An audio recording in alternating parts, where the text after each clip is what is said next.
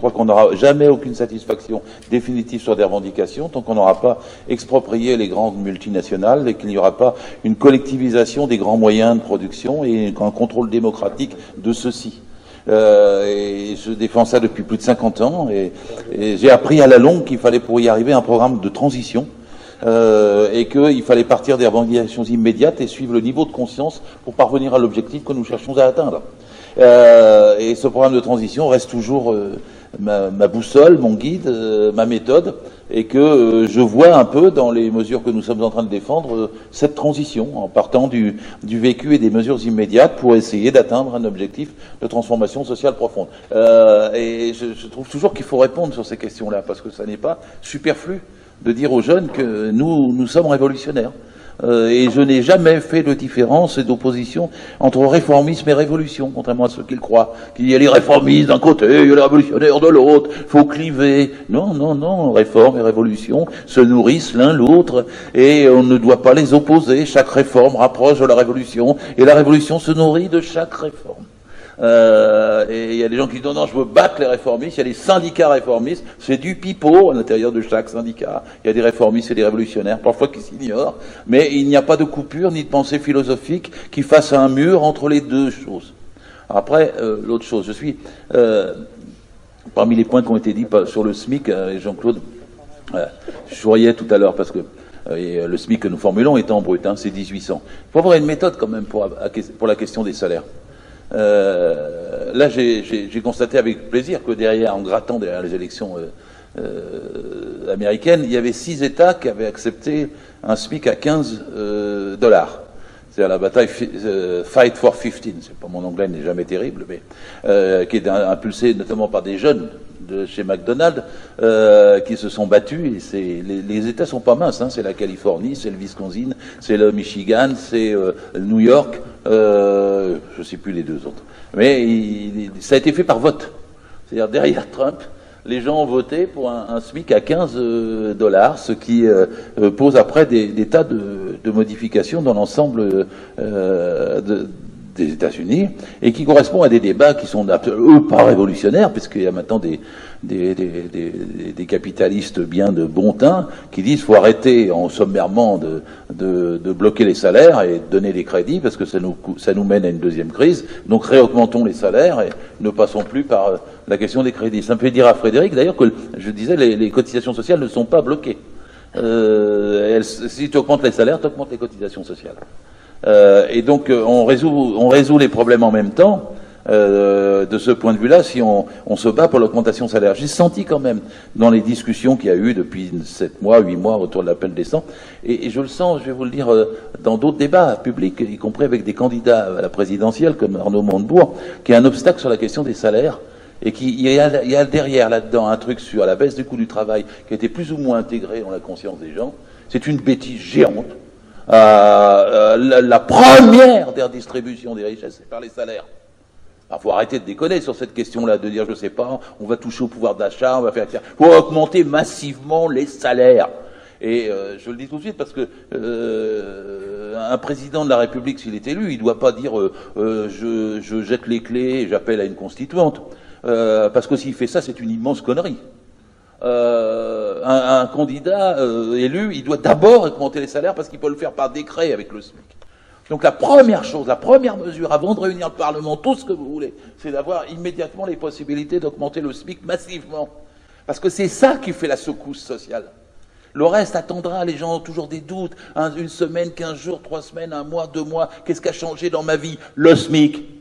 Et vous voulez l'augmenter un petit peu? Non, il faut l'augmenter significativement. Sinon, vous ne changez rien.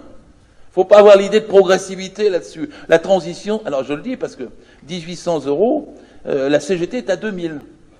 Et je vous signale que si on parlait du SMIC horaire, je serais aussi pour un SMIC à 15 €. Alors les McDonald's de chez nous, qui sont en mouvement actuel, disent un SMIC à 12 €. Bon, il ne faut pas être plus royaliste que le roi, mais il faut, quand on formule des revendications salariales, partir de ce qui existe. L'organisation syndicale, la principale de ce pays, est passée de 1800 à 2000. On peut discuter avec eux sur pourquoi ils ont fait ça. Parce que les chiffres, c'est comme quand on fixe 20 pour le salaire maximum, on s'appuie sur la Confédération européenne des syndicats. Il faut s'appuyer sur quelque chose. On n'invente pas des mots d'ordre. Mais par contre, on peut suivre ce qui se passe. Et sur la question de la salariale, c'est la question la première. Il faut lutter avec brutalité contre tous ceux qui ne sont pas pour l'augmentation des salaires. Voilà, je le dis parce que j'ai un polémique avec Arnaud. Et il a proposé d'augmenter la participation, rendez-vous compte. Parce quelle connerie géante. Il veut la participation dans les entreprises de moins de 50. Mais il y a 97% des entreprises qui ont moins de 50.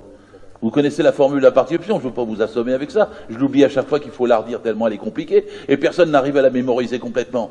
Mais ça marche déjà pas dans les grandes entreprises, les moyennes. Vous pensez que ça va pas marcher dans 97% d'entreprises de moins de 50. Et puis si vous imaginez un président qui dit « Oh mais moi je vous augmente pas les salaires, j'augmente la participation ». Quel sens ça a? Quel sens ça a aujourd'hui dans les luttes de classe actuelles? Parce que le premier sou d'une éventuelle participation, il se touche dans les lois actuelles 5 ans plus tard. Je ne vous dis pas le président qui dit vous allez toucher la participation dans 5 ans. Il va être vite populaire. Hein. Donc en vérité, cette question des salaires est une question discriminante. Et il faudrait, parmi les mesures, parce que toutes les mesures ne sont pas égales dans les 50 mesures, avec mon esprit de transition, il y en a quelques-unes qui font les secousses, qui permettent de modifier la conscience. Les gens se disant, moi j'ai obtenu ça, et ben voilà, je suis prêt à ensuite, éventuellement, à aller à une constituante, et je voterai même pour la gauche dans la constituante. Mais il faut que ça parte du vécu. Quand il y a eu la Révolution française, ils ne sont pas partis en disant, je veux couper la tête au roi, ils sont partis en disant, on demande du pain à Marie-Antoinette. Et comme Marie-Antoinette ne l'a pas donné, ils ont coupé la tête à Marie-Antoinette. C'est comme ça que ça se passe. C'est dans ce sens-là, c'est pas autrement. Alors après, sur la sécurité sociale, parce que je ne veux pas être trop long non plus, sur la sécurité sociale, moi je suis, parce que là j'ai été amené à répondre, mais c'est des vieilles discussions entre nous tous d'ailleurs. Moi je suis contre le millefeuille. Millefeuille, la complémentaire, l'assurance, la prévoyance, et puis la mutuelle. Qu'est-ce que c'est à la fin de ce truc-là? Parce qu'il y a 1100 mutuelles maintenant. 1100 en France. Elles n'ont plus rien de caractère mutualiste. Rien. 25% de frais de gestion. Alors évidemment, ils ne sont pas à but lucratif, mais enfin quand même, ils financent n'importe quoi. Chez Malakoff Médéric, qui n'est pas à but lucratif, vous avez qu'à regarder les salaires des actionnaires de ce truc-là. Ça n'a rien à voir avec le mutualisme. Alors les complémentaires, les paniers de soins pour les complémentaires, la dernière, celle de l'ANI, qui a parfois été présentée comme une avancée, même par des camarades parmi nous. Ce panier de soins est le plus réac que vous pouvez avoir. Il est pire même que celui de la CMU. Donc en vérité, faut arrêter avec ça. Une seule cotisation sociale, une seule mutuelle, la sécurité sociale. Et alors je sais, j'ai dit ça à Niort. Alors on m'a dit Gérard, tu vas te faire mal voir avec les salariés de Niort qui travaillent tous dans les mutuelles. Ben, bien sûr, ça passe très bien. De toute façon, je leur dirai aux salariés des mutuelles, on va vous réembaucher dans la Sécu. Et je les vois très bien quand je vois le film, je l'ai présenté avant-hier là, de Gilles Perret, je les vois très bien dans la grande école de formation de la sécurité sociale pour gérer une grande mutuelle à l'échelle du pays. Parce que qu'est-ce qui arrive au RSI? Pourquoi parce qu'ils sont plus que 7% d'indépendants et une partie d'entre eux sont au RSI. Ça ne peut pas fonctionner avec 7%. Le principe même de la santé, c'est la nationalisation, parce que c'est la mutualisation nationale. Plus c'est mutualisé, moins ça coûte. Et plus on peut traiter des maladies rares, difficiles et coûteuses. C'est pas difficile à comprendre. Alors donc l'idée c'est de dire une grande sécurité sociale, une seule cotisation, et la suppression du millefeuille. Et j'aimerais vous dire que c'est assez parlant chez les petits artisans, comme chez tous ceux qui sont dans des petites mutuelles, etc., que de donner cette idée de la grande sécu et du retour à la grande sécu. Et en plus, je vous signale, ça coûte rien. Hein. Ça coûte rien, ça va faire gagner des sous. Vous pourrez rembourser les dents et les lunettes si vous avez une seule grande cotisation. Si vous mettez fin à tout ce système de complémentaires, c'est une économie géante, même du point de vue du capital, mais eux, c'est pas ce qui les intéresse. Ce qui les intéresse, c'est de privatiser la Sécu. C'est pour ça qu'insensiblement, ils augmentent ce truc-là. Mais dès qu'on dit retour à la Sécu, on a quand même quelque chose de populaire, de simple à dire, avec tous les effets immédiats, et c'est lié au salaire. C'est lié au salaire.